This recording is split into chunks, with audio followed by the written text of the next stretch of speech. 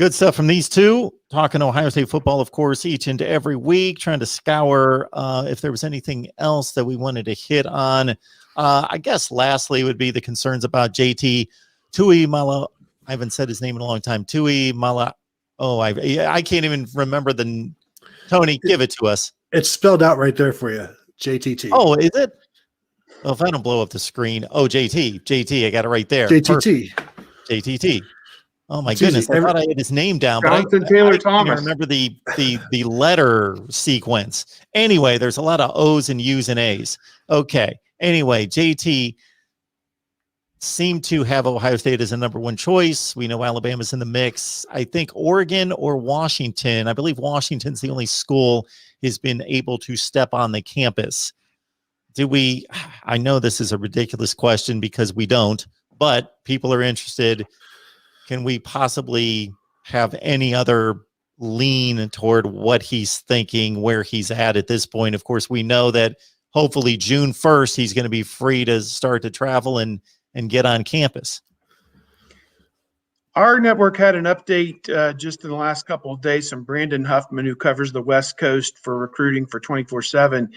And he thought that it will probably continue to linger into May and June with the hope that June 1st he can get on campus and then make a very quick decision and enroll for the start of the summer semester, wherever it may be in mid-June. So that's the hope. I mean, there's nothing stopping him from coming to campus on his own anytime he wants. It's just you can't spend time with the coaches in person as of right now, which I think is truly an asinine rule that needs to go by the way of the Edsel. I mean, I think that with certain safeguards in place, there should be a way to do a safe meeting. You know, if the NCAA mandated some safeguards that, you know, everybody must abide by, plexiglass dividers or whatever, but, you know, the people ought to be able to meet in the same room somehow, some way, and have some type of a conversation at least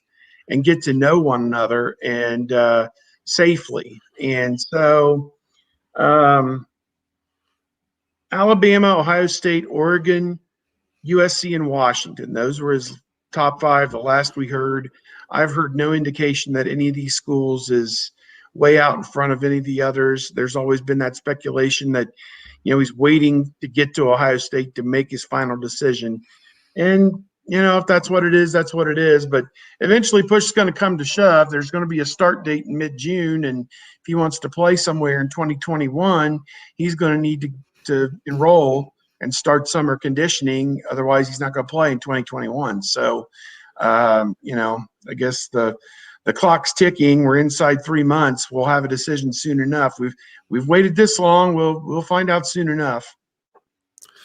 I think Oregon also offered him for basketball, so you know, nice to have a 6'3", 280-pound power forward, I guess. I just kind of looked at that as window dressing, though, because is he giving up the game of football? Because if he plays one down of football, he has a football counter, and he's not a basketball counter.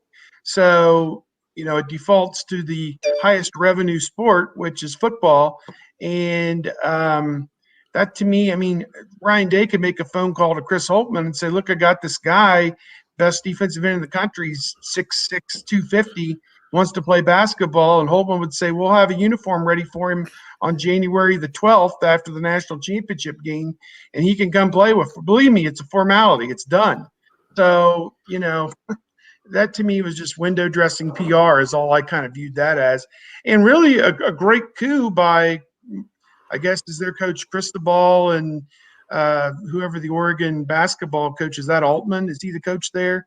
I don't know. I lose track of it all. But great coup by them to come up with it. But believe me, he'd have that option anywhere. Even Alabama would love to take him on that type of contingency. Yeah, and I know Buckeye fans are getting upset with him, but he just wants to visit the school he's going to choose. I don't think he's asking that much. You know, like, no, you must choose the school for 5 years without visiting. I mean, who does that? Like regular students hardly even don't hardly even do that. So I can't give him too much grief. And again, pandemic. Let's not forget. Is Ricky Dudley the last football basketball crossover guy? John Lumpkin, Nate Sally. Oh, Nate Sally. That's Nate right. Sally Nate came Spider in. Sally. He would foul a little bit, as a 6'3" guard. Yeah, Lumpkin, late 90s. I think his last game was in the 98 was his last season, right? 97. Funny thing 98. with I think so. Lumpkin, they beat Arizona State in the Rose Bowl on January the 1st, 1997. And then they played Michigan in basketball the very next day at Ann Arbor. And my wife went with me to the Rose Bowl, and she and I flew to Detroit. And I got to Chrysler Arena in time to watch the game the very next night, Ohio State against number 8 Michigan with tractor trailer, I think then.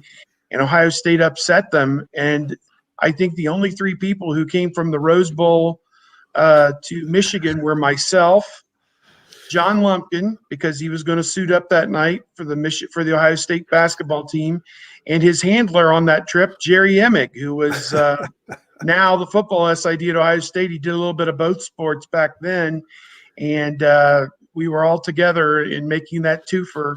The Pasadena for the Rose Bowl in the afternoon on the 1st, and then the evening of the 2nd, the 3 of us were in Ann Arbor, and Ohio State beat number 8 Michigan, perhaps the only highlight of the 1996-97 Ohio State basketball season. And thank God we're on to better days.